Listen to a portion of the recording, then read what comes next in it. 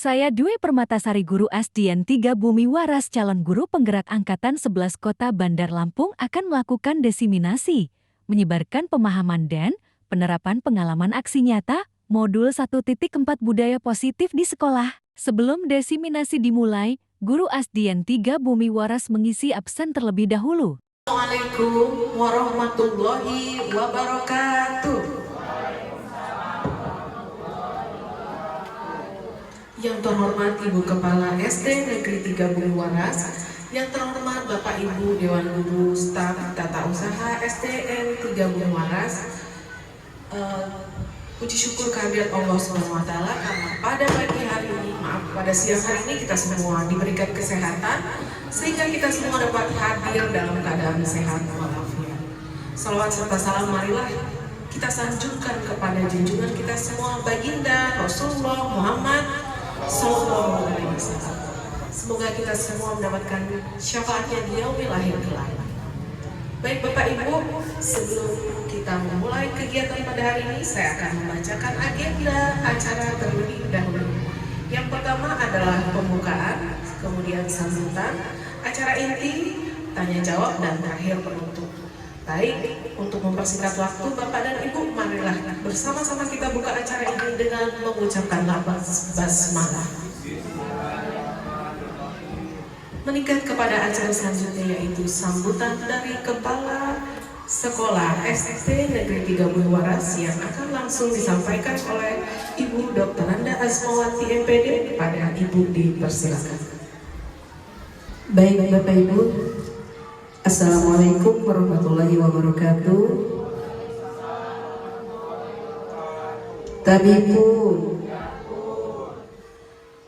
yang terhormat dan yang saya sayangi Bapak Ibu Dewan Guru SDN 3 Bumi Waras, puji dan syukur kehadirat Allah Subhanahu wa Ta'ala yang mana pada siang hari ini kita masih diberikan nikmat dari Allah berupa nikmat sehat, nikmat iman, nikmat diberikan rezeki dan umur yang panjang sehingga kita dapat berkumpul di dalam ruangan ini dalam keadaan sehat walafiat. Sholawat dan salam kita sampaikan kepada junjungan kita Nabi besar Muhammad Sallallahu Alaihi Wasallam. Semoga kita mendapatkan syafaatnya di yaumil akhir. Amin amin ya robbal alamin.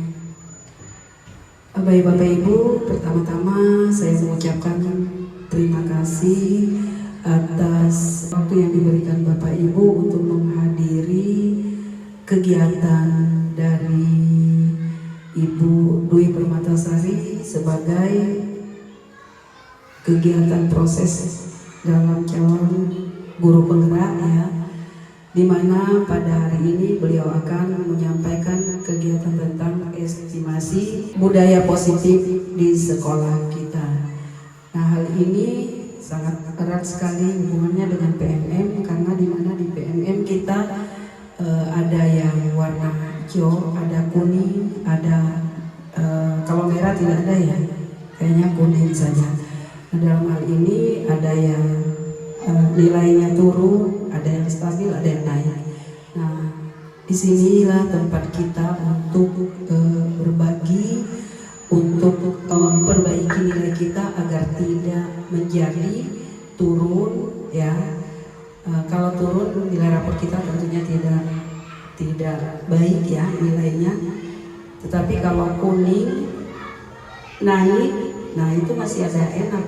Walaupun kuning tapi dia naik. Nah sekarang di sini di rapor pendidikan kita itu kuning, nilainya bagus tapi turun. Nah itu juga tidak kita harus perbaiki nilai rapor seperti itu. Bapak Ibu, dengan kegiatan ini ya kita sama-sama untuk belajar tentang memperbaiki budaya positif di SDN 3 kita agar dapat diterapkan lebih baik lagi. Dengan adanya kegiatan ini mudah-mudahan menjadi ilmu yang bermanfaat bagi kita semua dan dapat diterapkan di SD 3 Bumi Waras ini sehingga SD kita menjadi lebih baik lagi. Dan Bapak Ibu, Kegiatan ini mungkin minta keikhlasan dan keridhaan dari Bapak Ibu. Mungkin kalau Bapak Ibu ridho dan ikhlas akan bermanfaat bagi kita semua. Kegiatan ini sangat positif menurut saya karena ini adalah sangat erat sekali hubungannya dengan PMM. Mudah-mudahan apa yang diberikan oleh Bu Dwi nanti dapat bermanfaat bagi kita semua dan dapat diterapkan di SDN 3 Bumi Waras. Hanya itu yang dapat saya sampaikan. Semoga ilmunya dapat bermanfaat dan dapat memajukan SDN 3 Bumi Waras ini juga. Apabila ada kesalahan kata, saya mohon maaf, dan apabila ada kegiatan ataupun tingkah laku Ibu di depan mungkin tidak berkenan di hati Bapak Ibu, saya juga mohon maaf. Saya akhiri billahi taufiq wal hidayah. Wassalamualaikum warahmatullahi wabarakatuh.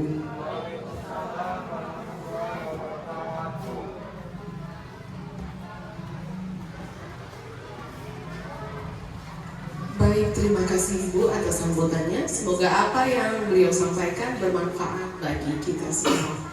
Meningkat kepada acara selanjutnya, yaitu acara inti penyampaian materi desiminasi budaya positif di sekolah oleh Ibu Dwi Permatasari MPD. Kepada Ibu dipersilakan. Oke, baik. Assalamualaikum warahmatullahi wabarakatuh. Yang terhormat Ibu Kepala Sekolah SDN 3 Bumi Waras, Ibu Azmawati MPD. Yang terhormat kepada Bapak Ibu Dewan Guru beserta staf SDN 3 Bumi Waras. Saya mengucapkan terima kasih atas kehadirannya ya Bapak Ibu. Semoga acara ini berjalan dengan lancar. Amin. Oke.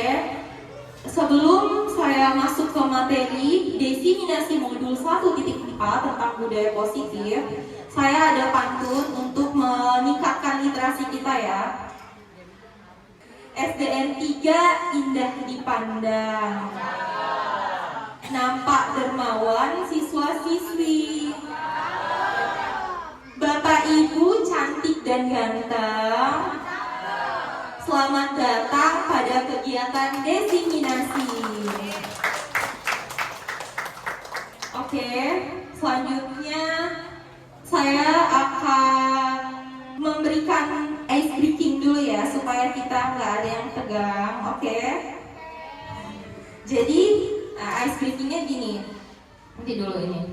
Kalau saya bilang door, yang saya door itu nanti jawabnya door gitu ya. Terus kalau misalnya saya udah nih ke Bu Mega door gitu. Bu Mega bilang door siapa terserah. Terus kalau door itu gitu ya. Terus kalau door nggak kena gitu. Paham ya? Oke, bisa dimulai. Oke, dari door.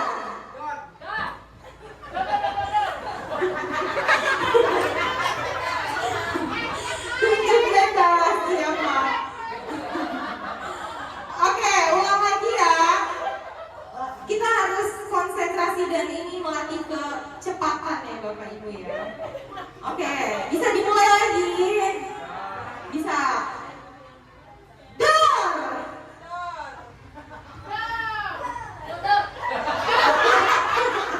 Kalau door kan gitu Ibu Mega. Oke, sekali lagi ya. Sekali lagi. Door. Tunjuk siapa lagi?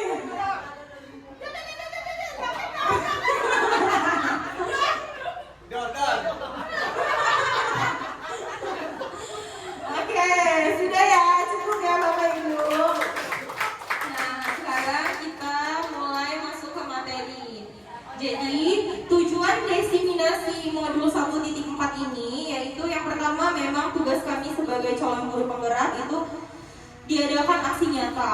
Kemudian yang kedua memang dengan niat untuk membagikan ilmu gitu, supaya kita ketika memiliki ilmu itu jangan dipendam sendiri, tapi kita sebarkan walaupun cuma sedikit gitu ya.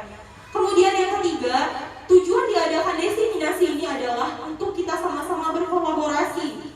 Jadi tanpa kita berkolaborasi, kita bekerja sama, budaya positif ini tidak akan berjalan gitu. Nah, kita sebelum masuk ke materi, saya mau mengingatkan kembali terkait tujuan pendidikan. Jadi menurut Ki Hajar Dewantara, tujuan pendidikan adalah menuntut segala kodrat yang ada pada anak-anak agar mereka dapat mencapai keselamatan dan kebahagiaan yang setinggi-tingginya, baik sebagai manusia maupun sebagai anggota masyarakat. Oleh sebab itu, pendidik hanya dapat menuntun tumbuh atau hidupnya kekuatan kodrat yang ada pada anak-anak agar dapat memperbaiki lakunya dan tumbuh kekuatan kodrat anak. Jadi Bapak Ibu, anak itu sudah memiliki kodratnya masing-masing. Ibarat kita tuh pendidik ibarat petani. Yang ketika petani itu menanam sesuatu, jagung misalnya, kita nggak bisa ubah jagung itu jadi pohon alpukat gitu ya. Jagung tetaplah jagung gitu. Kita sebagai pendidik, kalau itu sebagai petani ya, biarlah mereka tumbuh kembang sesuai dengan kodratnya. Tugas kita hanya bisa memperbaiki gimana kondisi tanahnya, kita beri pupuk dan lain sebagainya. Nah, dengan kita menuntun, salah satunya kita menuntun itu dengan cara apa? Dengan cara kita menanamkan budaya positif ke anak-anak. Jadi, budaya positif di sekolah yaitu nilai dan kebiasaan di sekolah yang berpihak pada murid agar mereka dapat berkembang menjadi pribadi yang kritis, penuh hormat dan bertanggung jawab sesuai dengan profil pelajar Pancasila. Jadi ada 7 konsep utama budaya positif yang akan kita bahas hari ini. Yang pertama yaitu perubahan paradigma belajar, yang kedua disiplin positif, yang ketiga kebutuhan dasar manusia, keempat motivasi perilaku manusia, kelima posisi kontrol guru, yang keenam keyakinan kelas, dan yang ketujuh adalah segitiga restitusi. Pada materi yang pertama, yaitu terkait perubahan paradigma belajar.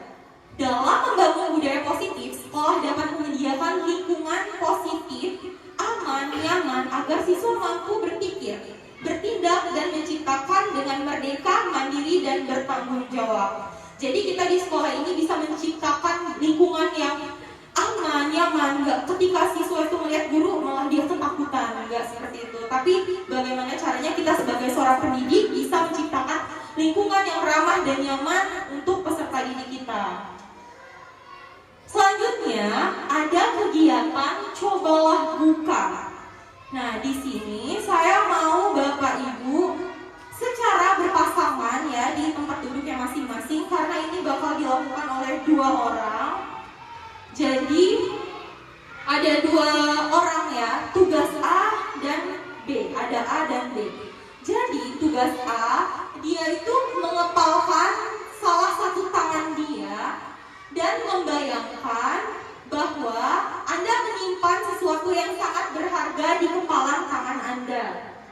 Kemudian Anda perlu menjaga benda tersebut sekuat tenaga karena begitu pentingnya dalam kehidupan. Itu tugas A. Nah, tugas yang B, teman yang satunya, rekan Anda, dia mencoba dengan segala cara, segala upaya, mencoba supaya gimana caranya si A ini membuka kepalan tangan. Si B ini boleh dengan cara menghardik, memaksa, terus mungkin saja dengan cara menyakiti atau mengiming-imingkan uang gitu. Itu bebas ya. Jadi saya mau Bapak Ibu di sini secara berpasangan melakukan kegiatan cobalah buka. Nanti kalau yang nggak ada pasangan bisa, yang sendirian bisa gabung sama yang berdua gitu. Oke, saya kasih waktu 3 menit ya Bapak Ibu.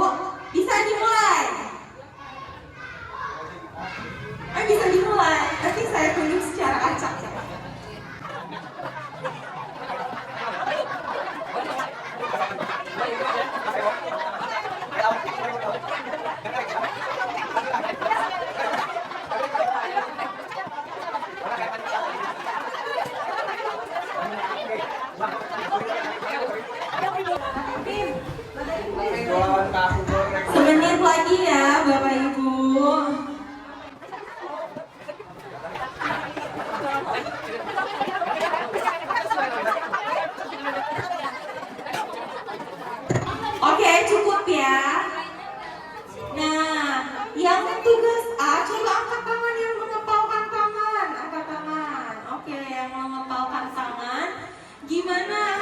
hasilnya. Hasilnya tetap dikepal apa dibuka kepalan tangannya? Yang B, berhasil tidak membujuk A. Oh, nggak berhasil. Nggak berhasil. Ada yang berhasil? Masya Allah, nggak ada yang berhasil ya? Oke, kalau gitu ada yang berhasil? Ada yang berhasil?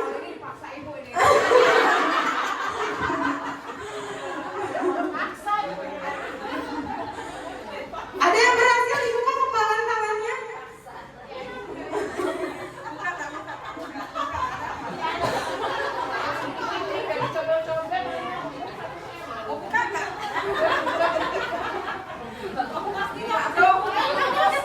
Oh, Masya Allah, ternyata ada yang berhasil ya. Ibu kepala sekolah berhasil ternyata membuka kepalan tangan Ibu Herta. Ya, Bu Herta. Oke, boleh diceritakan kenapa kok berhasil dibuka kepalan tangannya? Karena dipasang. Oh gitu ya. Iya, dipasang sih sama ibu. Jadi agak tegang ya sama perempuan. Masya Allah, keren banget ya ternyata Ibu kepala sekolah bisa membuka kepalan tangan Bu Herta yang itu sangat berharga. Nah,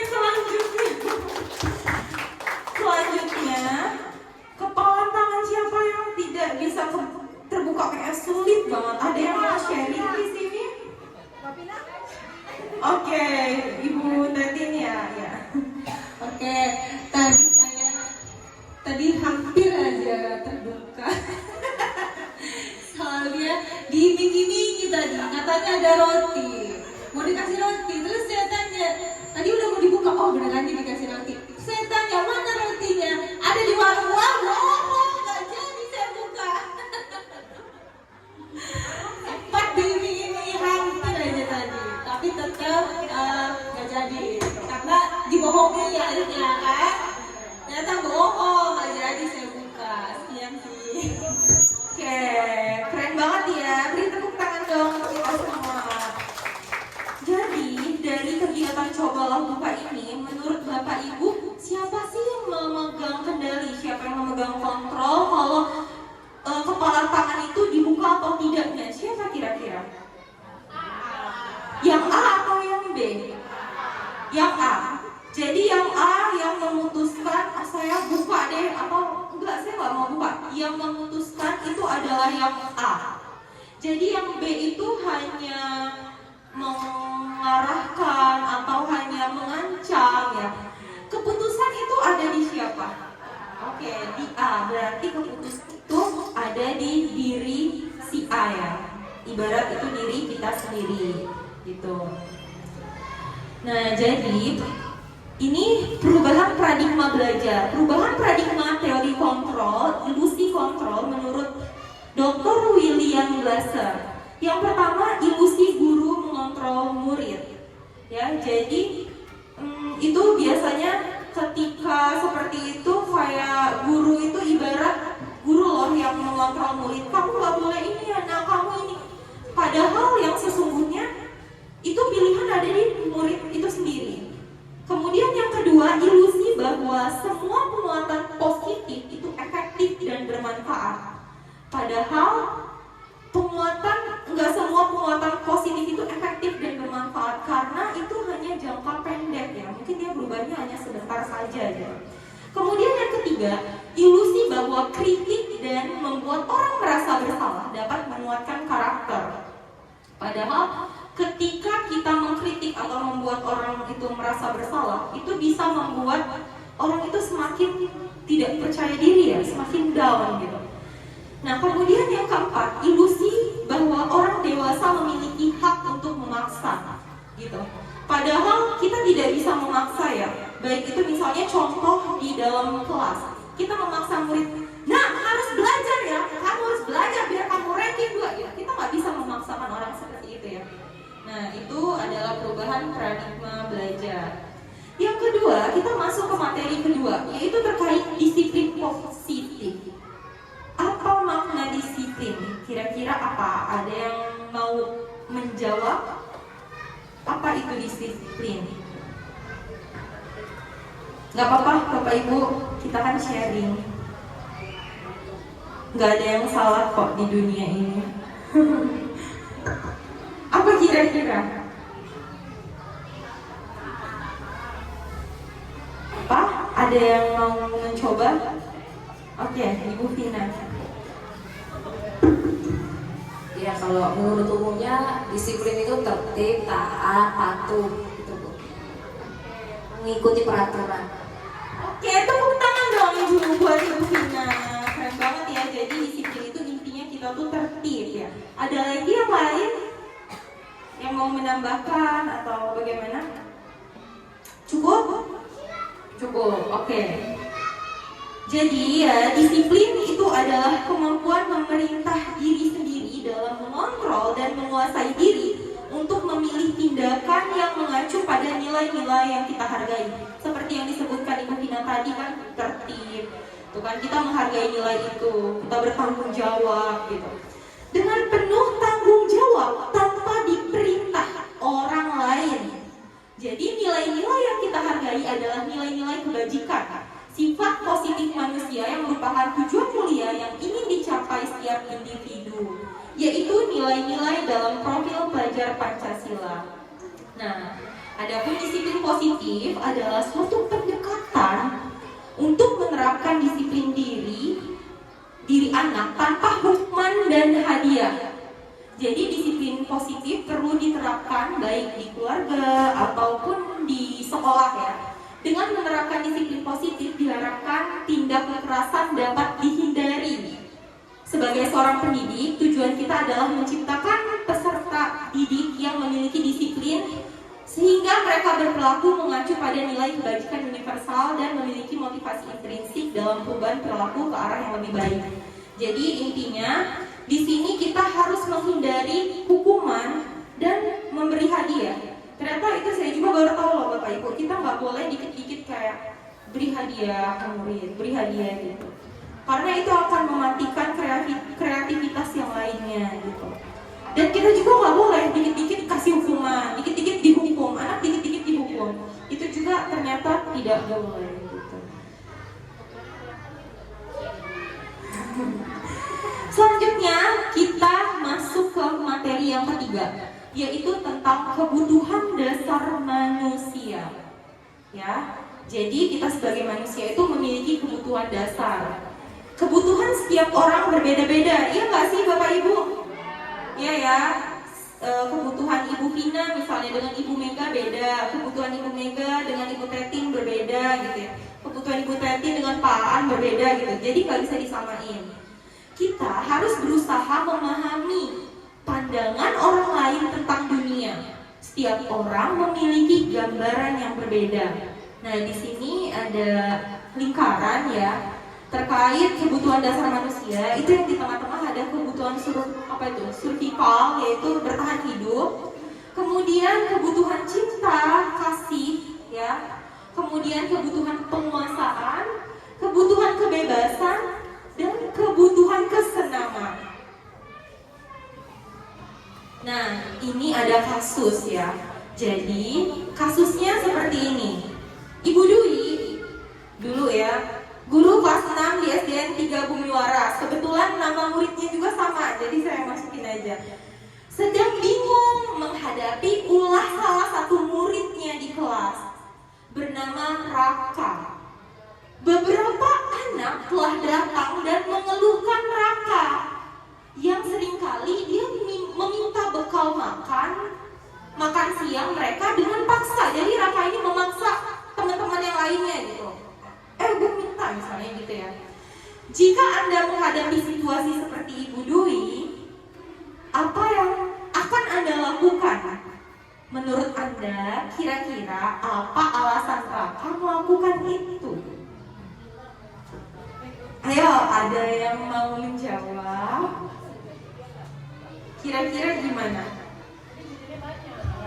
Oke, Ibu Sarimana. Assalamualaikum warahmatullahi wabarakatuh. Mungkin Bu Dwi Raka itu nggak bawa bekal karena dia kesiangan ke sekolahnya, jadi dia minta sama temannya. Makasih. Assalamualaikum warahmatullahi wabarakatuh.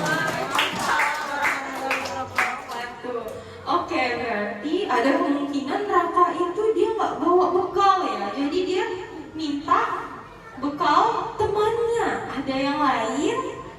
Oke, Ibu Febri. Menurut saya mungkin si Raka itu iri sama kawannya, karena kawannya itu dibuatin bekal sama orang tuanya, sedangkan dia tidak. Jadi dia pengen punya bekal juga gitu. Mungkin orang tuanya sibuk jadi nggak sempat bikinin bekal, jadi dia gaduh sama kawannya. Terima kasih. Oke, beri tepuk tangan untuk Bu Febri. Jadi dia tuh iri dengan temannya, cari-cari perhatian gitu ya kan, teman-temannya biar diperhatiin. Terus ada lagi pendapat yang lain? Oke, Ibu Risa. Oh itu.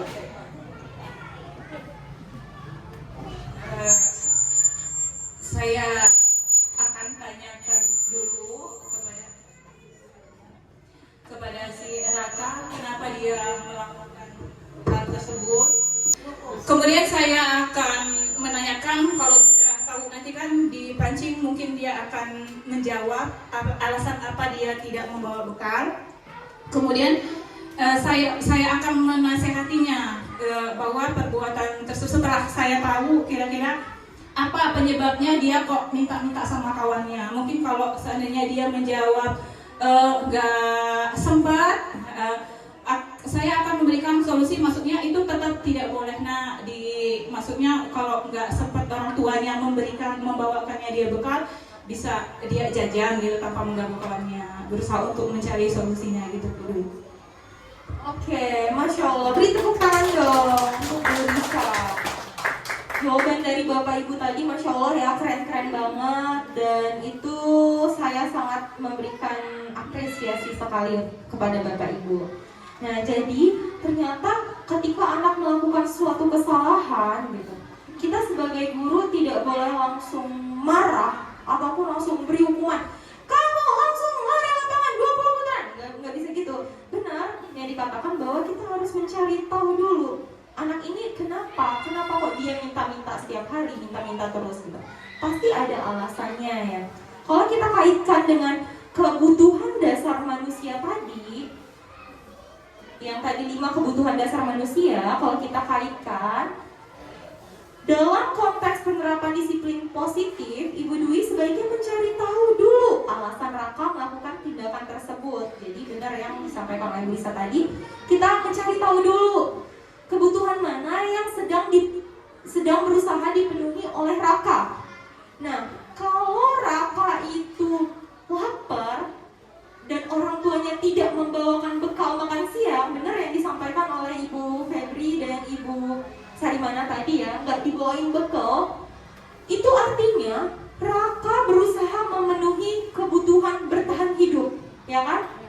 Nggak mungkin dia, teman-temannya pada makan, dia diem aja. Mungkin karena dia lapar kan, ya Allah butuh makan nih, akhirnya dia dengan cara mengambil punya temannya.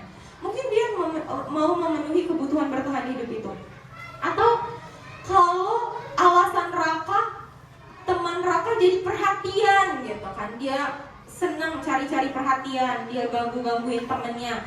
Ketika dia gangguin, dia senang lihat ekspresi temennya yang kayak mau nangis, yang kayak kesel gitu. Jadi itu artinya Raka itu butuh yang namanya cinta dan kasih sayang. Ya, dia butuh diperhatikan. Mungkin di rumahnya dia kurang perhatian ya dari orang tuanya, jadi dia mencari-cari perhatian. Kemudian yang ketiga, kalau alasan Raka, dia itu merasa hebat karena teman-temannya jadi takut dan menuruti keinginannya. Jadi dia merasa kayak, wah saya ini hebat banget nih, dengan saya minta teman-teman jadi ketakutan. Itu artinya Raka berusaha memenuhi kebutuhan penguasaan ya. Ya, dia ingin berkuasa gitu, pengen tahu, oh saya ini juga bisa loh gitu. Kemudian yang keempat, kalau Raka dia merasa bosan dengan bekal yang dibawakan orang tuanya karena selalu bawa bekal yang sama, itu artinya Raka mau kebebasan. Misal dia setiap hari dibawain ibunya telur terus, besok telur, telur ceplok, telur rebus gitu-gitu. Dia pengen loh coba yang lain, gimana sih rasanya ayam misal, atau gimana rasanya mie gitu. Dia penasaran, dia pengen kebebasan. Nah, yang kelima, kalau Raka hanya iseng dan dia menikmati ekspresi wajah temannya yang kesal, jadi iseng aja, nggak ada alasan, nggak apa-apa bu, saya nggak apa-apa, cuma iseng-iseng aja. Itu artinya Raka berusaha memenuhi kebutuhan kesenangan gitu. Karena nggak jauh-jauh kita juga pasti butuh kan Bapak Ibu yang namanya kesenangan ya. Mungkin Bapak Ibu di sini mencari kesenangan dengan cara pergi ke pantai misal, atau dengan cara pergi ke mall ya. Apa lagi? Oh shopping ya, terus order di Shopee juga ya. Ya. Apa? Oh nonton. Masya Allah, nonton dengan siapa Mbak Hina? Oke, gitu ya. Nah, sekarang itu kita sudah tadi kebutuhan dasar manusia. Yang ketiga, kita masuk ke materi yang keempat. Materi yang keempat ini adalah terkait tentang motivasi perilaku manusia. Jadi motivasi perilaku manusia itu ada dua. Ada motivasi ekstrinsik dan motivasi intrinsik. Kalau motivasi ekstrinsik itu biasanya dia untuk menghindari ketidaknyamanan atau hukuman. Ya, misalnya nih, saya datang ke sekolah tidak terlambat supaya saya nggak dihukum dengan ibu guru gitu. Berarti itu masih motivasi dari luar ya, ekstrinsik. Nah, kemudian kalau alasan dia untuk mendapatkan imbalan atau penghargaan dari orang lain, misal dengan saya datang tepat waktu terus, maka guru akan selalu memuji saya gitu. Atau misalnya dengan saya datang tepat waktu terus, kita sebagai guru misalnya, kepala sekolah akan memuji saya akan mendapat hadiah misal seperti itu. Itu masuk ke dalam motivasi ekstrinsik. Nah, yang kedua ini adalah motivasi intrinsik.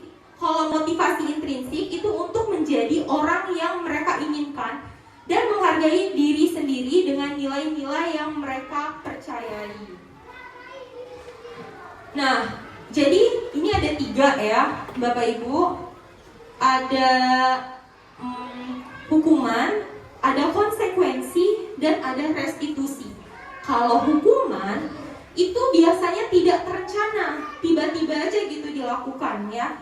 Misalnya kita anak terlambat gitu kan, dia cukup datang ke kelas, terus kita melihat kamu terlambat, putra lapangan 20 kali gitu. Nah itu ya, itu hukuman.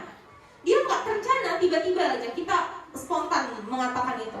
Kemudian yang kedua, murid nggak tahu apa yang akan terjadi, atau murid itu nggak dilibatkan, ya itu termasuk hukuman. Kemudian dia bersifat satu arah ya, dan berupa hukuman fisik atau psikis. Jadi hukuman itu bukan hanya fisik tapi dengan apa ya? Kalau psikis itu biasanya dengan kata-kata ya. Kamu ini anak yang udah jelek misalnya gitu ya. Astagfirullah, jangan sampai kita seperti itu ya Bapak Ibu. Ada Nelly, Masya Allah. Tiba-tiba. Iya, Masya Allah Mbak Nelly. Saya aja kaget. Di kelas itu kayak disulap loh sama Nelly. Nah, oke. Kalau yang konsekuensi nih ya, kalau konsekuensi itu dia biasanya terencana ya, atau disepakati sesuai dengan peraturan. Contoh konsekuensi gimana Bu Ida? Contoh konsekuensi itu gimana kira-kira? Coba Ibu Febri, gimana kalau contoh yang konsekuensi? Ya.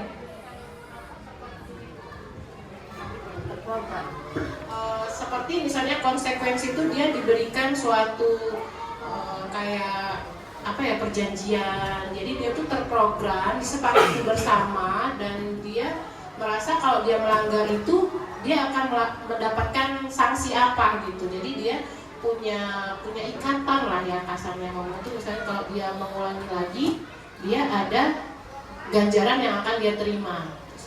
Kira-kira. Oke, terima kasih Ibu Febri. Jadi kalau konsekuensi itu terencana ya. Sebagai contoh, misalnya kita sudah menyepakati dengan murid-murid kita tuh bersama. Kalau seandainya kalian terlambat masuk sekolah, misalnya terlambat 15 menit, maka nanti jam istirahat kalian waktunya 15 menit itu masih di kelas gitu ya. Itu akibat dia tadi terlambat gitu ya. Jadi itu adalah konsekuensi. Kalau restitusi itu adalah proses menciptakan kondisi bagi murid untuk memperbaiki kesalahan. Kemudian proses kolaboratif yang mengajarkan murid untuk mencari solusi sendiri. Jadi kalau di dalam restitusi itu siswa bisa mencari solusinya lewat dia sendiri gitu ya. Kita hanya memfasilitasi saja. Kemudian ini masih ya ada hukuman, konsekuensi, dan restitusi. Kalau hukuman itu biasanya identitasnya gagal, sesuatu yang menyakitkan dan dia harus terjadi. Nah itu negatif. Kemudian kalau konsekuensi itu sesuatu yang harus terjadi karena sudah disepakati bersama. Dan itu netral. Nah kalau restitusi dia merupakan pilihan. Nah ini adalah yang positif, restitusi ini. Kalau bisa kita melakukan restitusi kepada siswa-siswa kita. Kemudian kalau hukuman, dia nggak nyaman untuk murid, gitu. Kemudian untuk jangka waktu panjang, jadi kalau kita memberikan hukuman, contoh aja ya Bapak Ibu, ketika kita pengalaman dulu waktu kita masih SD, SMP atau SMA, pernah nggak kita diberikan hukuman oleh guru kita? Dan itu keingetnya, kebayangannya itu jangka panjang, bahkan sampai sekarang gitu. Kita teringat, apalagi kalau mungkin fisik atau kata-kata yang menyakitkan. Kalau saya ingat waktu itu, saya pernah SMP ya ditegur sama guru gara-gara sholatnya mainan. Jadi waktu sujud, saya tuh senggol-senggolan sama temen di samping. Jadi ternyata di samping kiri saya ini guru, saya nggak tahu. Jadi saya sama teman saya itu disuruh ke ruang guru, sujud berapa jam itu, ya Allah, benar-benar dari siang sampai sore. Bangun-bangun tuh kepala udah kayak, ya Allah, sakit banget, iya kelingan gitu. Dan itu teringat gitu, dan benar sih itu menyakitkan. Tapi di balik itu memang kita bisa ambil sisi positifnya gitu ya. Ada yang punya pengalaman ketika diberikan hukuman waktu SD, SMP atau SMA? Ada nggak? Kira-kira siapa? Ada yang mau menceritakan, berbagi pengalaman, diapain gurunya? Misalnya dengan kata-kata, oke Ibu Vina. Pengalaman saya waktu SMP, di SMP 10 itu saya sama Pak Nenggolan itu dihukum dijemur di lapangan. Suruh hormat gara-gara nggak ngerjain tugas. Ya. Jemur lama banget. Gimana perasaannya? Iya malu, kan dilihatin cowok-cowok.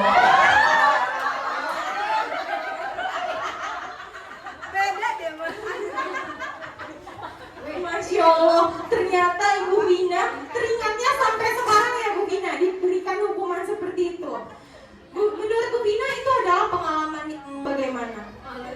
Memalukan, pengalaman yang memalukan, malu lah jelas. Berarti benar ya, itu dampaknya ternyata jangka panjang. Nah kalau konsekuensi itu nggak nyaman gitu untuk murid, tapi dalam jangka waktu yang pendek ya, beda sama hukuman tadi. Nah kalau restitusi dia menguatkan untuk murid atau anak dalam jangka waktu panjang. Nah kalau restitusi itu positif. Selanjutnya ini ada lagi nih Bapak Ibu ya, teks di sini bahwa ini tentang IVA kurang menguasai pelajaran matematika. Ada nggak di sini yang kurang menguasai matematika? Oh nggak ada ya. Oke, jadi murid nih yang namanya IVA dia kurang menguasai matematika, sehingga pada saat pelajaran tersebut berlangsung dia tuh banyak diam aja, atau dia menggambar di buku pelajarannya gitu, dia nggak semangat. Nah pada saat guru matematika Pak Seno, gurunya ini tiba-tiba menanyakan pertanyaan kepada IVA. Nah IVA pun menjadi gugup dan nggak sengaja dia menjatuhkan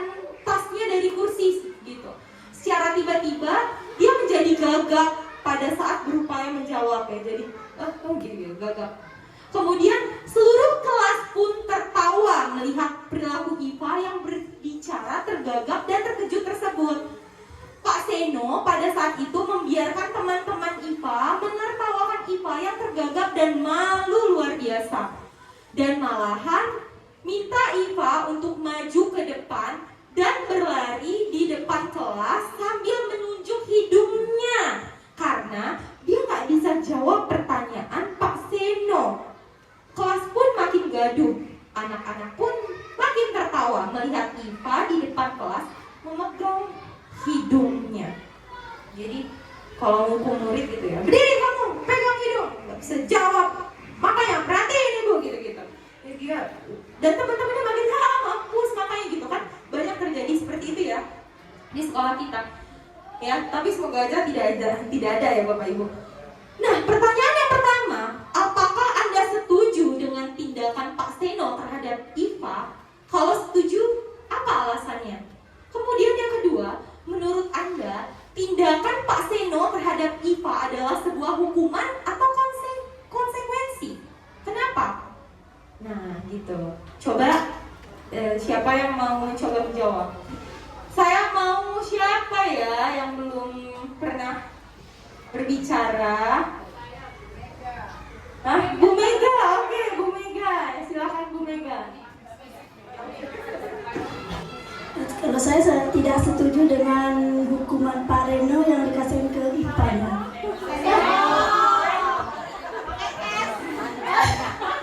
Pak Seno, karena itu bisa memalukan siswanya juga, bisa menurunkan motivasi belajar anaknya juga.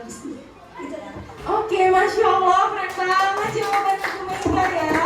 Jadi Bu Mega nggak setuju sama apa yang dilakukan Pak Seno, karena itu bisa membuat siswa malu dan jadi semangat belajarnya berkurang gitu ya Bu Mega. Next, siapa lagi nih? Coba Pak Jaya ya, kayaknya mau angkat tangan. Menurut saya di nomor 1, apakah Anda setuju dengan tindakan Pak Seno? Menurut saya tidak setuju. Kenapa? Karena di dalam kelas tadi itu anak-anak jadi gaduh ya. Kalau di kelas gaduh tuh rasanya pusing dengerin anak-anak itu ketawa. Langsung kalau tadi udah gaduh itu makin ribut, makin pening kepala. Langsung saya bilang, jangan ada yang ketawain temannya ini. Temannya ini bukan nggak bisa jawab, tapi dia gugup ya, seperti itu. Nomor 2, menurut Anda tindakan Pak Seno terhadap IPA itu hukuman atau konsekuensi? Menurut saya itu hukuman, karena jika kalau konsekuensi itu pasti anak tersebut itu bakal berubah ke depan seperti itu sih. Ya, itu saja cukup. Oke, beri tepuk tangan untuk Pak Jaya. Masya Allah, ternyata jawaban dari Bu Mega dan Pak Jaya kurang lebih sama ya. Bapak Ibu gimana? Sepakat nggak apa yang telah disampaikan oleh Ibu Mega dan Pak Jaya? Sepakat ya? Kalau sepakat apa dulu ini? Setuju nggak kalau itu? Setuju nggak dengan tindakan Pak Seno itu? Setuju nggak?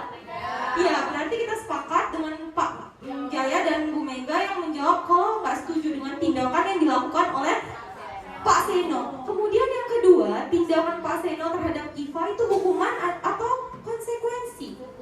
Kenapa tadi hukuman? Iya, sepihak. Terus juga iya benar, jadi nggak ada kaitannya ya, nggak memperhatikan, dia nggak ngerti. Gimana kalau anak nggak ngerti mau dipaksa ya Bapak Ibu? Tiba-tiba nggak ngerti disuruh nunjuk hidung, apa kaitan hidungnya sama matematika? Nah, sekarang mari berlatih. Ini hukuman atau konsekuensi. Jadi tindakan gurunya lari mengelilingi lapangan basket 2 kali karena terlambat hadir di sekolah. Kira-kira itu hukuman atau konsekuensi? Hukuman. Setuju ya hukuman? Oke, kita lihat ya jawabannya. Ternyata benar. Kemudian yang selanjutnya, tindakan guru itu memerintahkan siswa untuk membersihkan coretan yang ditulisnya di meja tulis. Itu hukuman atau konsekuensi? Yang nggak jawab, kira-kira hukuman. Konsekuensi Bu Ida, apa ini Bu Ida? Hukuman atau konsekuensi?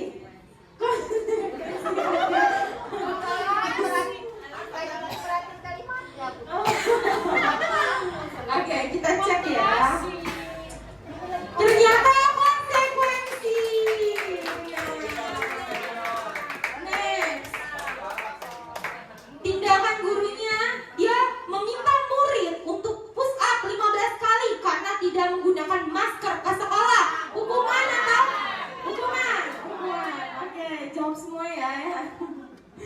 Kita lihat, benar sekali. Selanjutnya ya, tindakan guru menggantikan tugas teman yang telah dicoret-coret. Ada yang jawab hukuman?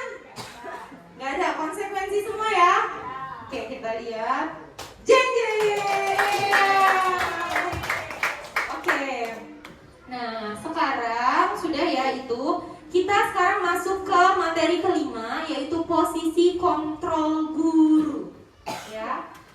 Yang pertama, guru sebagai penghukum. Yang kedua, guru sebagai pembuat merasa bersalah. Yang ketiga, guru sebagai teman. Yang keempat, guru sebagai pemantau. Yang kelima, guru sebagai manajer. Nah, jadi ini adalah posisi kontrol guru ya. Kalau yang penghukum, biasanya guru itu berbuat menghardik, menunjuk-nunjuk, menyakiti, menyindir. Nah, itu biasanya guru sebagai penghukum.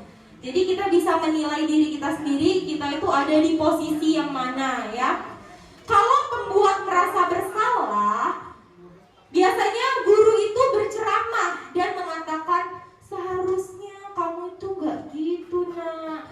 Kamu sih ibu kecewa sekali dengan kamu. Jadi dia seakan-akan membuat anak itu benar-benar merasa bersalah gitu. Kemudian yang ketiga, guru kalau sebagai teman, maksudnya posisinya sebagai teman, dia biasanya membuatkan alasan-alasan untuk muridnya ya. Jadi dia membela muridnya biasanya gitu. Kemudian kalau sebagai pemantau, dia biasanya menghitung dan mengukur. Dia melihat-lihat gitu, ini anak ini gimana ini. Kemudian kalau manajer, dia biasanya mengajukan pertanyaan-pertanyaan. Nah gitu. Nah kalau penghukum biasanya guru berkata, kalau kamu tidak melakukannya, awas ya, ntar ibu hukum gitu. Rasakan ya. Gitu. Itu kalau guru sebagai penghukum. Kalau sebagai pembuat merasa bersalah, biasanya guru itu berkata, kamu seharusnya, kamu sudah tahu ibu lelah sekali mengatakannya. Ibu ini, kamu gak kasihan ya? Ibu apa gimana itu? Kamu ini salah loh nak. Pokoknya dia seakan-akan membuat anak itu merasa, oh emang saya ini salah, saya ini gak ada harga diri loh. Dia nanti akan merasakan seperti itu. Kalau sebagai teman, guru itu akan berkata, ayolah lakukan nak demi ibu gitu. Masa kamu gak mau? Ingat tidak ibu pernah bantu kamu gitu. Itu sebagai teman. Nah kalau sebagai pemantau, dia biasanya nanya, apa peraturannya? Udah ngatur apa kamu? Gitu-gitu. Jadi dia bertanyanya seperti itu biasanya. Kemudian kalau sebagai manajer, dia biasanya bertanya, apa yang telah kita yakini? Apa yang bisa kau kerjakan untuk memperbaiki masalah ini? Gitu. Nah ini adalah posisi kontrol guru. Hasilnya guru sebagai penghukum, murid akan memberontak dan menyalahkan orang lain. Bisa jadi dia jadi anak yang pembohong. Kemudian kalau pembuat merasa bersalah, biasanya hasilnya murid akan menyangkal, menyembunyikan gitu. Kemudian kalau sebagai teman, biasanya murid itu menjadi ketergantungan dengan orang.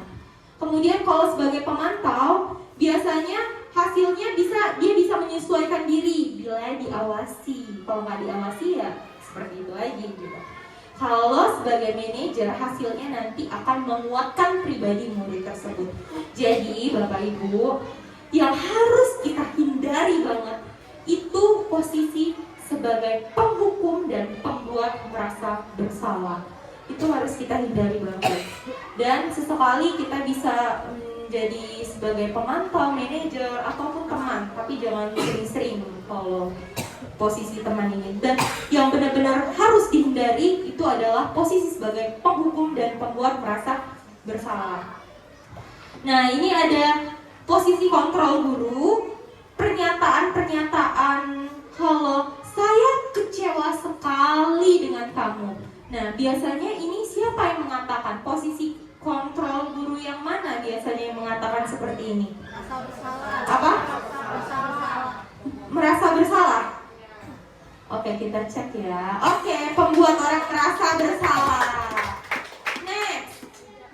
Biasanya dia menyatakan pernyataan yang kamu tidak pernah benar melakukannya. Kira-kira apa? Ayo. Kamu ini nggak pernah benar. Apa? Membuat merasa bersalah. Ada yang lain? Apa? Penghukum. Penghukum. Oke, kita cek ya. Oke, penghukum.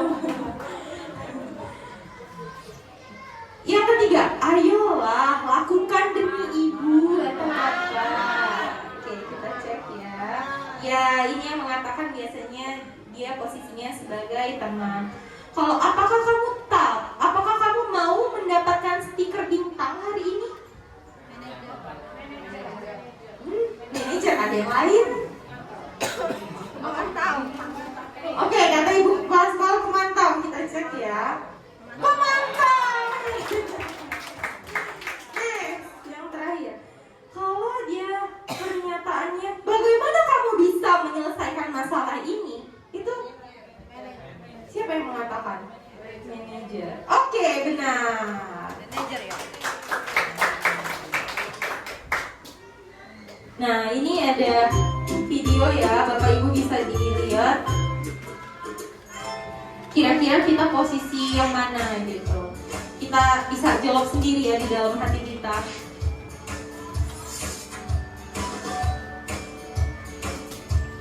Halo, Bapak Ibu Guru calon guru penggerak. Video ini akan menampilkan 5 adegan interaksi guru dan murid. Silakan menonton dan merefleksikannya.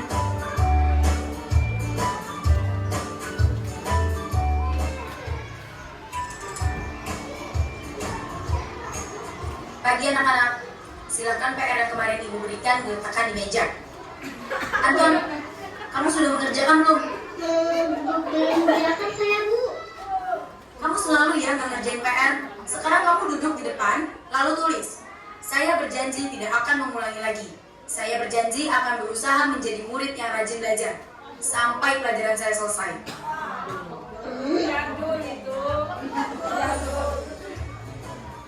Pagi anak-anak, hari ini ada tugas ya?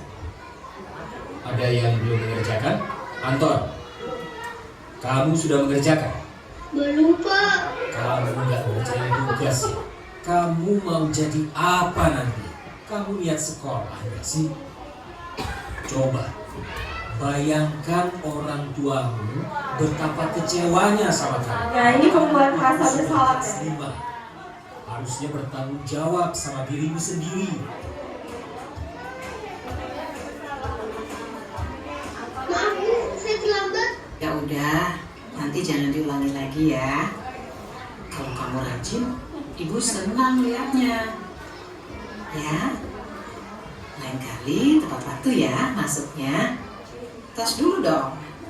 Kita kan teman. Wah, jadi kalau aku terlambat lagi, apa ya?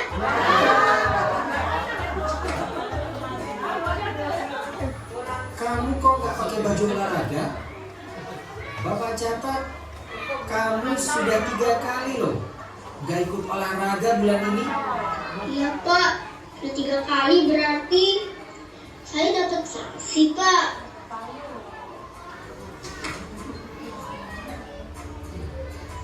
Ini, Bu, saya mau ngumpulin tugas. Maaf ya, Bu, saya terlambat ngumpulin tugas. Kenapa kamu terlambat mengumpulkan tugas? Iya, Bu, saya kalau sore bantuin ibu jaga warung, gak sempat ngerjain tugas. Masuk ke materi materi yang ke-6 tentang keyakinan kelas. Keyakinan kelas adalah prinsip atau nilai yang dipegang oleh suatu kelompok atau komunitas dalam konteks pendidikan. Ini mencakup komitmen untuk saling menghormati, bekerja sama, bertanggung jawab, berusaha maksimal, dan mendukung pembelajaran aktif. Keyakinan ini menciptakan lingkungan yang positif dan kondusif untuk pertumbuhan bersama.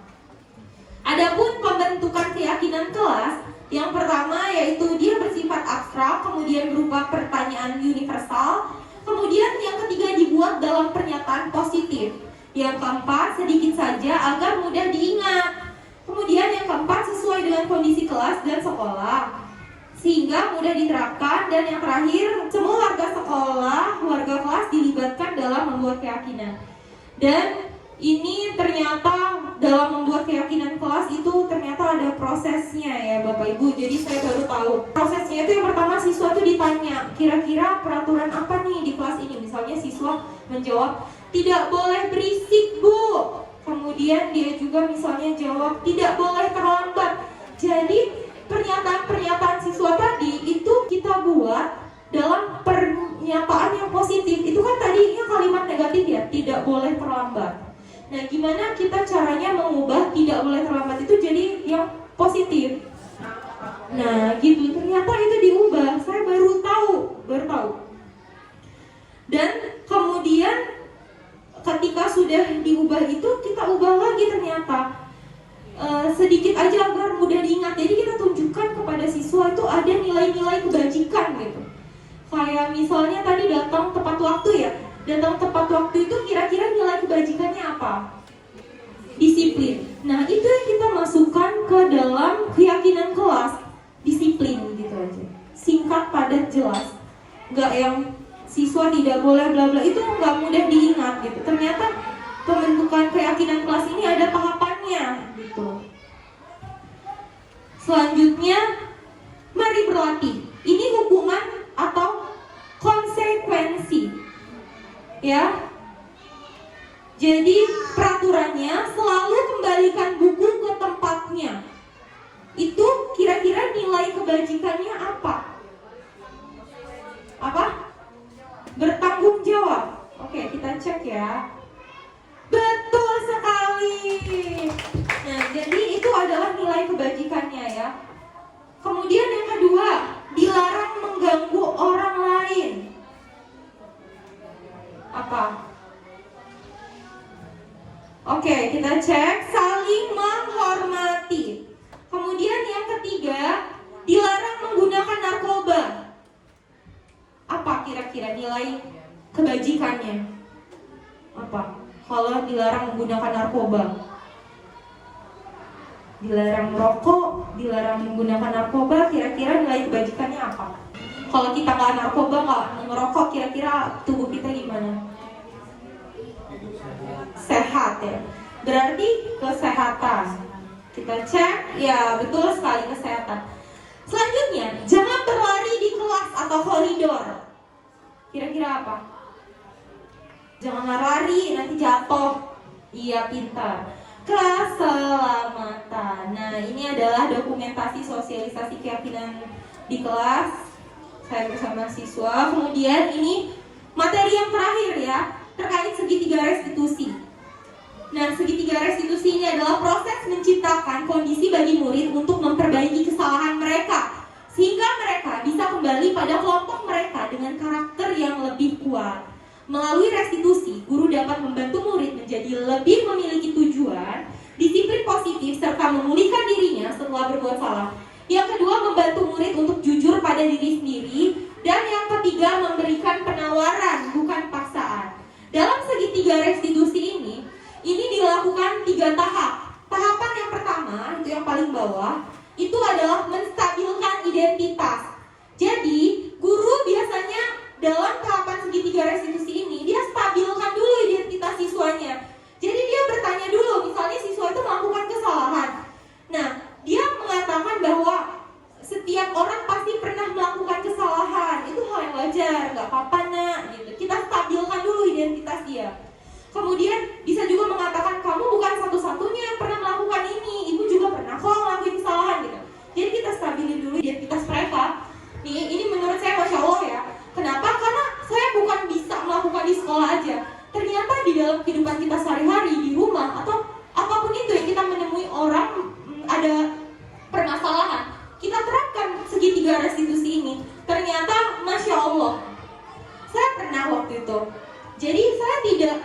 menstabilkan identitas dulu ya Bapak Ibu. Jadi saya langsung ke tahapan yang kedua, yaitu validasi tindakan yang salah. Jadi saya langsung nanya ke siswa, kamu kenapa melakukan itu? Ibu tahu kamu ngelakuin itu pasti ada alasannya kan? Jadi saya nggak ke menstabilkan identitas langsung itu.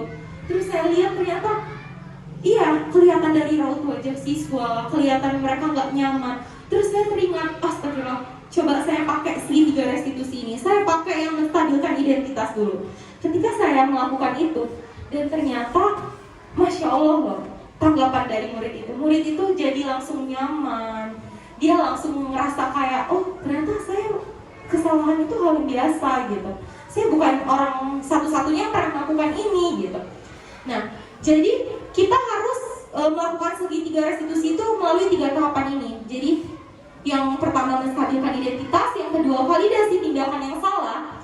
Jadi kita validasi tindakan yang salah itu dengan cara mengatakan, kamu tentu punya alasan kenapa melakukan itu. Terus kita juga bertanya, adakah cara lain yang lebih efektif untuk mendapatkan apa yang kamu butuhkan? Dan yang terakhir, tahap yang ketiga, yaitu menanyakan keyakinan kelas yang sudah kita buat tadi. Tadi kan sudah membuat keyakinan kelas tuh. Nah, dengan cara kita menanyakan, kamu ingat nggak kemarin kita sudah buat keyakinan kelas itu? Kira-kira keyakinan kelas mana yang perlu kamu tingkatkan? Gitu. Nanti dia jawab sendiri gitu. Dia tahu gitu endingnya apa yang harus dia lakukan gitu. Nah, ini adalah segitiga restitusi. Selanjutnya saya akan menampilkan tentang penerapan segitiga restitusi yang telah saya lakukan di dalam kelas. Kasus yang pertama yaitu Zaskia merasa kesal hingga menarik jilbab temannya. Alhamdulillah baik ya. Oke, Zaskia tahu tidak kenapa sih Zaskia dipanggil dulu? Sebelumnya Zaskia tidak tahu ya. Oke, baik. Jadi kemarin benar bahwa Zaskia sudah kumpul temannya, apakah benar? Oh, oke, berarti Zaskia menarik belakang temannya. Oh, gitu. Oke, baik. Yang namanya manusia melakukan hal seperti itu kesalahan itu wajar ya. Karena kita manusia, pasti kita pernah melakukan kesalahan, benar nggak? Kita pernah melakukan kesalahan. Nah, tapi menurut Zaskia, apa yang sudah Zaskia lakukan itu baik atau gimana menurut Zaskia? Kenapa kok menurut Zaskia itu tidak baik? Kenapa? Karena sudah menarik kerudung teman ya. Oke, berarti ibu bersyukur. Kenapa bersyukur? Karena Zaskia tidak melakukan yang lebih dari itu. Nah, ini tahu pasti ada alasan Zaskia melakukan hal tersebut ya. Ada alasan pasti. Alasannya apa? Oke, jadi untuk apresiasi Zaskia tidak melakukan lebih dari itu ya. Berbahaya sekali ya kalau Zaskia melakukan lebih dari itu ya, lebih dari. Nah, itu nggak boleh. Nah, berarti ibu tahu Zaskia melakukan itu karena ada sesuatu ya. Nah, menurut Zaskia, apa yang sudah Zaskia lakukan itu ada nggak sih cara lain yang bisa Zaskia lakukan supaya tidak terjadi seperti itu? Ada nggak cara yang lain? Apa caranya? Oh, diomongin. Oke, berarti ada cara lain ya? Zaskia masih ingat nggak keyakinan kelas yang sudah kita buat waktu itu? Masih ingat? Ya, masih ingat ya? Oke, yang Zaskia masih ingat berarti menurut Zaskia nih, sekarang Zaskia butuh meningkatkan nilai-nilai kebaikan apa sih yang perlu Zaskia tingkatkan? Oh, harus berbuat baik. Contohnya, menghargai teman tadi ya? Bagaimana sih caranya supaya Zaskia itu bisa meningkatkan nilai tadi, nilai saling menghargai itu? Gimana caranya? Oke, tidak menarik kerudung. Oke, tidak memukul teman. Oke, terus kita untuk lebih baik lagi dengan teman itu cara-cara yang harus dilakukan supaya nilai saling menghargai tadi meningkat ya. Oke, berarti mulai kapan Zaskia mau melakukan hal tersebut? Mulai besok, Zaskia mau melakukan yang tadi Zaskia sebutkan, kebaikan-kebaikan itu. Oke, berarti ibu hargai itu ya, usaha Zaskia ibu hargai. Dan ibu mau lihat apakah benar Zaskia akan melakukan yang Zaskia bilang tadi atau tidak. Oke, berarti sekarang Zaskia sudah tahu apa yang harus Zaskia lakukan. Sudah tahu apa aja tadi? Oke, terus? Oke, pintar. Jadi sekarang Zaskia sudah tahu ya apa yang harus Zaskia lakukan. Oke, pintar ya. Jadi sekarang nih, apapun yang Zaskia lakukan, ini semua adalah pembelajaran supaya depannya menjadi lebih baik lagi. Oke, paham ya? Oke, kalau gitu. Terima kasih ya Zaskia. Assalamualaikum warahmatullahi wabarakatuh. Assalamualaikum warahmatullahi wabarakatuh. Buat Bu Dewi, terima kasih sudah membimbing saya dan mengajarkan saya lebih baik. Dan saya juga berterima kasih sudah mengingatkan saya untuk tidak membuat hal buruk lagi seperti kemarin. Terus saya juga berterima kasih karena Bu Dewi sudah mengingatkan dan saya juga sekarang merasa lebih baik. Assalamualaikum warahmatullahi wabarakatuh. Kasus kedua yaitu Faiz tidak masuk. Udah, segitu aja ya Bapak Ibu. Terima kasih, itulah yang dapat saya sampaikan. Semoga yang sedikit ini bisa membawa kebaikan untuk Bapak Ibu dan semoga kita bisa berubah menjadi lebih baik lagi ya. Oke, saya ada kata-kata penutup yaitu mari belajar bersama, berkolaborasi, saling mendukung demi mewujudkan disiplin positif di sekolah kita sehingga menciptakan karakter profil pelajar Pancasila. Sebelum ditutup, saya minta tolong isi refleksi guru yang ada di pintu ini ya, terkait dari desiminasi budaya positif yang sudah kita lakukan bersama. Bisa diisi. Nanti kalau udah langsung kita tempel aja ke depan.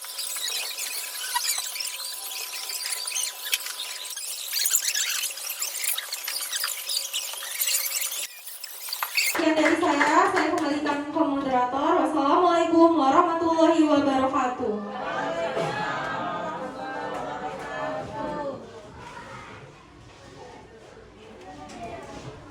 Baik, beri tepuk tangan yang meriah untuk pemateri kita Ibu Dwi Permatasari ini. Semoga materi-materi yang beliau sampaikan menjadi tambahan wawasan bagi kita semua untuk mengupgrade diri menjadi lebih baik. Baik, Bapak Ibu, menuju kepada selanjutnya yaitu sesi tanya jawab bagi Bapak Ibu yang ingin bertanya untuk hal-hal yang belum dipahami, dipersilakan. Apakah ada? Baiklah Bapak Ibu, untuk mempersingkat waktu, marilah saja kita menutup acara ini dengan mengucapkan lafaz hamdalah. Membuat keyakinan kelas. Assalamualaikum warahmatullahi wabarakatuh.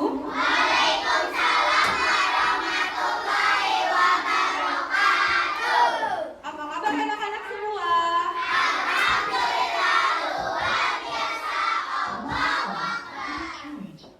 Oke, anak-anak, hari ini kita akan membuat keyakinan kelas.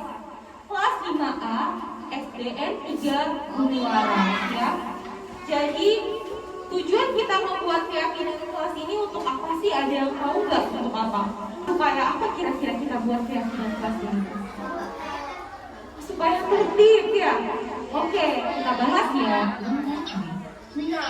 Sekarang marilah kalian merenung. Ya, merenung. Sebagai seorang siswa atau siswi, Anda ingin melihat atau dikenal sebagai sosok yang bagaimana? Oke, kira-kira kalian ingin menjadi sosok yang seperti apa? Baik. Terus apa lagi? Sopan santun. Terus? Ramah. Berani. Oke, pintar banget. Jadi intinya kalian itu ingin dikenal sebagai sosok yang baik ya, intinya ya? Oke, kita lihat lagi nih. Menurut kalian apa sih jadinya dunia tanpa aturan? Jadinya bakal berantakan ya? Kenapa kira-kira? Kok jadi berantakan? Tidak ada aturan. Oke, baiklah mari kita simak video berikut ini ya.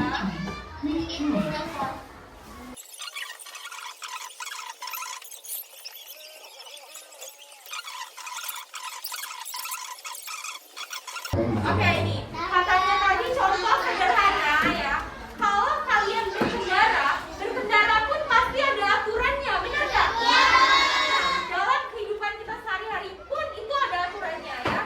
Dalam kalian beragama pun itu ada aturannya, Mbak. Nah, ternyata di sekolah kalian juga harus ada aturan. Kalau di rumah ada aturan nggak sih kalian? Ada ya. Apa aturan kalian kalau di rumah?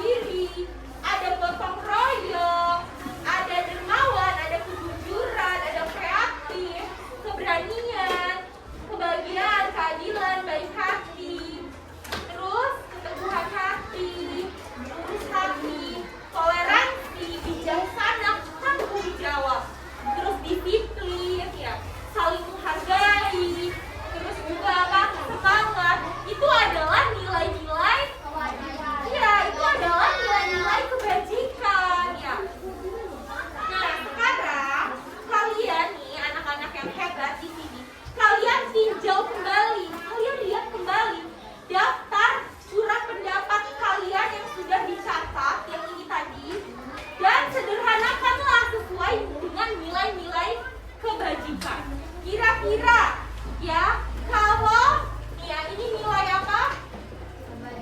Kebajikan. Kalau yang nomor 1 harus saling menghargai. Kira-kira nilai kebajikannya apa? Apa? Saling menghargai. Nilai kebajikannya saling menghargai ya. Saling iya tidak? Menghargai. Oke, yang kedua harus sopan dengan teman. Kira-kira nilai kebajikannya apa? Sopan dengan teman. Sopan santun ya. Iya nggak? Kan tadi udah dikasih contoh tuh nilai-nilai kebajikan itu apa aja. Dari kalimat panjang ini kita sederhanakan ya. Kita pendekin kata-katanya. Jadi nilai kebajikan harus sopan dengan teman itu apa nilai kebajikan? Oke, kita ubah ya jadi apa? Sopan santun. Baca nggak? Baca. Yang ketiga, harus buang sampah pada tempatnya. Nah, nilai kebajikannya apa? Kita sederhanakan kalimat yang panjang ini jadi nilai kebajikan.